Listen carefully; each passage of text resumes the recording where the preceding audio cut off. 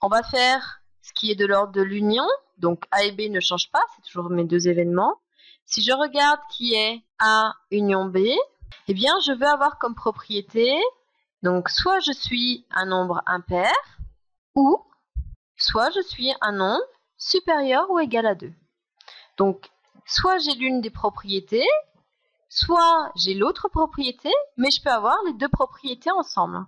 Donc soit je suis dans la propriété A, donc je suis 1, 3, 5, ou je suis dans la propriété B, donc soit je suis 2, je ne l'avais pas encore, 3, 3 en fait il est dans les deux propriétés, c'est l'intersection, 4 je ne l'avais pas, et puis 5 on l'avait, et ensuite il y avait 6.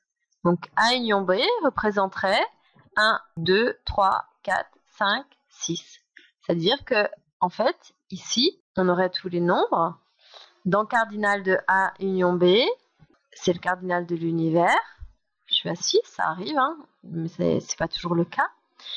On aurait pu appliquer notre formule en disant que c'était cardinal de A, c'est-à-dire, donc ça c'est la suite ici, cardinal de A, donc on avait vu que c'était 3, plus cardinal de B, on avait vu que c'était 5, moins cardinal de A inter B, c'était 2. C'est bien vrai que 8 moins 2, ça fait bien 6. J'aimerais qu'on fasse un petit dessin, en fait, ici, pour essayer de comprendre.